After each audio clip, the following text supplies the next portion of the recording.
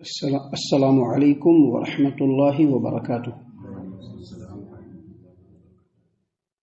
اعوذ باللہ السمیع العلیم من الشیطان الرجیم من حمزہ ونفخہ ونفثہ۔ بسم اللہ الرحمن الرحیم۔ بل قالوا مثل ما قال الاولون قالوا اذا متنا وكنا ترابا وعظاما ائنا لمبعوثون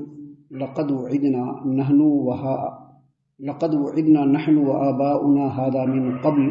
ان هذا الا اساطیر الاولین۔ بلکہ ان لوگوں نے بھی وہی کچھ کہہ دیا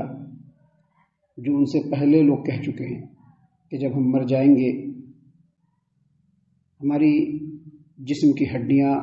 مٹی میں مل جائیں گی، سڑگل جائیں گی، تو ہمیں پھر زندہ کر کے دوبارہ اٹھایا جائے گا۔ یہ بات تو ہمیں اور ہم سے پہلے، اس سے پہلے ہمارے آباء و اجداد کو بھی کہی گئی تھی۔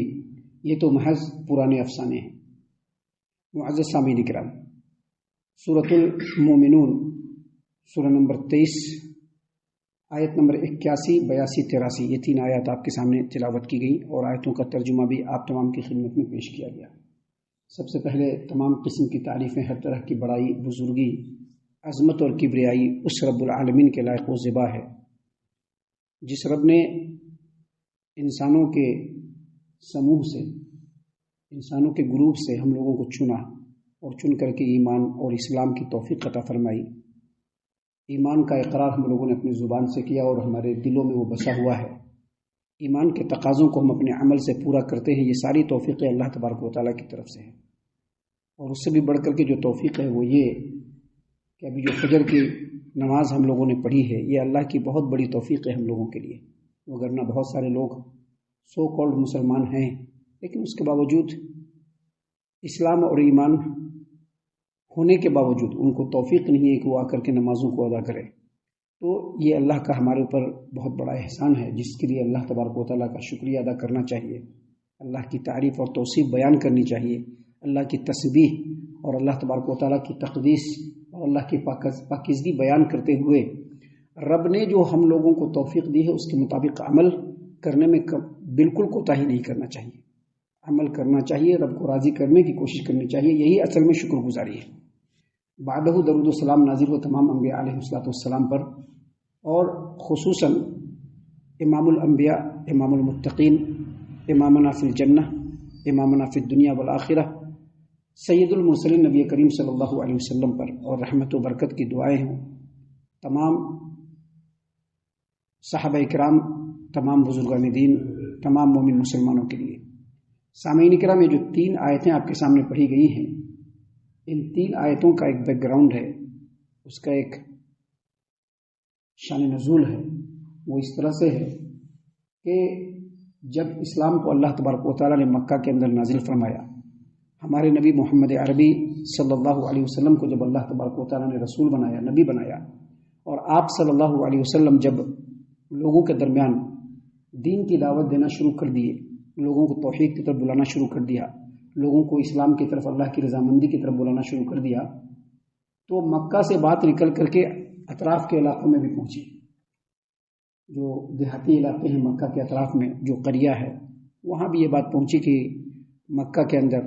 قریش میں محمد نام کے ایک آدمی ہیں جنہوں نے کہا ہے کہ میں نبی ہوں، اور وہ لوگوں کو اللہ تبارک و تعالیٰ کی طرف بلاتے ہیں۔ جب دیہاتیوں میں یہ بات پہنچی تو دیہاتی لوگ مشرکین مکہ سے ملتے تو پوچھتے کہ تمہارے یہاں جو نبی ہیں آخر ان کی تعلیم کیا ہے؟ تو جواب میں ان لوگوں نے کہا کہ کوئی نئی بات نہیں ہے، وہی پرانی گھسی پٹی باتیں، کہانی، قصے۔ آپ دیکھتے ہیں نا قرآن کریم کے اندر پرانے لوگوں کے جو ہے واقعات ہیں، ان کے اوپر کیسے کیسے بیتا، ان کے درمیان میں نبی آئے اور نبی نے کیا کہا، نبی کے باتوں کے اور ان کی دعوت کے جواب میں ان لوگوں نے کیا کہا، پھر کیا کیا ہوا، آپ ساری باتیں دیکھیں گے۔ تو جب مشرکین مکہ سے دیہاتی لوگ پوچھتے ہیں کہ تمہارے یہاں جو نبی آئے ہیں نبی بن کر کے، ان کی تعلیمات کیا ہے، وہ کیا کہتے ہیں، تو جواب میں مکہ والے کہتے ہیں کہ کچھ نئی بات نہیں ہے، بس وہی پرانی بات، وہی پرانی قصے کہانیاں، اور ہمیشہ وہی بات سننے کو آ رہا ہے۔ کیا سننے کو آ رہا ہے؟ کہ ہم لوگوں کو جو یہ زندگی دی گئی ہے آپ نے بھی دیکھا ہوگا، تفسیر آپ نے سنا ہے، جب سے کئی جگہ پر آپ نے یہ آیت پڑھی ہے کہ ہم لوگ جب مر جائیں گے، ہماری ہڈی، ہمارے جسم کے گوشت پوشت جب مٹی میں سڑ گل جائیں گے، اور جب قیامت اللہ کو قائم کرنا ہوگا تو دوبارہ اللہ تبارک و تعالیٰ پھر سے ہم کو، کئی بار آپ نے سنا ہے۔ تو مشرکین مکہ سے جب یہ بات پوچھی جاتی تو مشرکین مکہ بھی یہ کہتے کہ کوئی نئی بات نہیں ہے، وہی پرانی باتیں، وہی پرانی قصے کہانی، اور پھر وہی باتیں کہ ہم لوگ مر جائیں گے اور ہم لوگ جب مٹی میں مل جائیں گے تو ہماری ہڈیاں جو ہے سڑ گل جائیں گی تو دوبارہ اللہ تبارک و تعالیٰ اٹھائے گا۔ حالانکہ یہ بات ہمارے پرانے آباء و اجداد سے کہی جا رہی ہے، پرانے زمانے سے لوگوں کو کہا جا رہا ہے، لیکن ابھی تک یہ بات ہوئی نہیں ہے۔ اس کا مطلب یہ کہانی ہے۔ اللہ تبارک و تعالیٰ نے یہاں پر اس بات کو کہا بل قالوا مثل ما قال الاولون، تم لوگ بھی وہی بات کر رہے ہو جو تم سے پہلے آباء و اجداد کہتے رہے۔ جتنے بھی انبیاء ہیں اور جب نبیوں نے اپنی بات کو لوگوں کے سامنے پیش کیا، جب ایمان باللہ، توحید اور ایمان بالآخرت کی دعوت دی اور یہ کہا کہ بھائی دیکھو یہ دنیا ہمیشہ کی نہیں ہے، مرنے کے بعد پھر دوبارہ اللہ تبارک و تعالیٰ زندہ کرے گا، یہی بات تمام انبیاء کہتے رہے ہیں، اور جو نبی کہہ رہے ہیں وہی بھی بات وہی ہے، کیونکہ نبی کی جو باتیں ہیں وہ پرانے انبیاء کی بات، یاد رکھیے گا جتنے بھی انبیاء اس روئے زمین پر آئے ان کی دعوت جو ہے اور دعوت کا جو اصول ہے وہ بالکل ایک ہے۔ اللہ کے رسول صلی اللہ علیہ وسلم نے فرمایا نبی جو ہے وہ اللہتی بھائی ہے۔ اللہتی بھائی کیا مطلب؟ نبی جو ہے اللہتی بھائی، اس کا مطلب یہ ہے اللہتی بھائی ان بھائیوں کو کہتے ہیں کہ جن کی مائیں کئی ہوں لیکن باپ ایک ہو۔ اب ایک آدمی ہے نا، 4 بیوی سے شادی کیا، 4 عورتوں سے شادی کیا اس آدمی نے، ہر عورت کے اولاد ہیں، تو اس عورت کا اولاد، اس عورت کا اولاد، اس عورت کا اولاد، اس عورت کا اولاد آپس میں اللہتی بھائی ہوں گے۔ کیوں اللہتی بھائی ہوں گے؟ کیونکہ سب کی مائیں الگ ہیں لیکن باپ ایک ہے۔ تو جتنے بھی انبیاء آئے ہیں نا، ان کے دین کی جو اصولی اور بنیادی تعلیم ایک ہی ہے۔ سبوں نے اللہ پر ایمان لانے کی دعوت دی، سبوں نے توحید کی دعوت دی، سبوں نے شرک سے روکا، سبوں نے کہا کہ اللہ کے علاوہ کوئی عبادت کے لائق نہیں، اور سبوں نے یہ بھی کہا ہے کہ مرنے کے بعد زندہ ہونا ہے، قیامت کے دن اللہ کے بارگاہ میں پہنچنا ہے اور پہنچ کر کے اپنے تمام اعمال کا حساب کتاب دینا۔ سبوں نے یہی کہا، نبی صلی اللہ علیہ وسلم نے بھی یہی کہا۔ تو ساری اصولی تعلیمیں تھی، تو مشرکین مکہ نے کہا کہ نہیں کوئی نئی بات نہیں بتا رہا ہے، کوئی ایسی بات نہیں۔ اور یاد رکھیے قرآن سے کوئی بھی عالم آپ کو نئی بات نہیں بتائے گا، ہاں اچھے ڈھنگ سے سمجھائے گا ضرور، مختلف مثالوں سے سمجھائے گا ضرور، لیکن باتیں وہی سمجھائے گا جو قرآن کریم کے اندر ہے۔ اس سے ہٹ کر کے ہنسنے ہنسانے انٹرٹینمنٹ کی باتیں لوگوں کر سکتے ہیں، اس سے ہٹ کر کے، لیکن بات ہمیشہ اسی کی جائے گی اگر صحیح معنوں میں وہ عالم دین ہے اور جو اللہ کے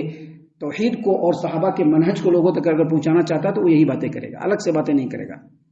تو مشرکین مکہ نے بھی یہ کہا کہ کوئی نئی بات نہیں پیش کر رہے ہیں، وہی باتیں جو ہمارے آباء و اجداد سنتے چلے آ رہے ہیں وہی باتیں۔ اللہ نے جواب میں کہا بل قالوا مثل ما قال الاولون، ان لوگوں نے بھی کون سی نئی بات کہی؟ جب پوچھا گیا کہ دین جو پھیلا رہے ہیں نبی صلی اللہ علیہ وسلم، تو اس کے جواب میں تو کوئی نئی بات نہیں کہا، وہی پرانی بات جو ان کے آباء و اجداد کہتے چلے آئے ہیں۔ ان کے آباء و اجداد نے بھی کہا یہی بات کہ یہ کیا ہے، یہ تو کچھ نہیں ہے،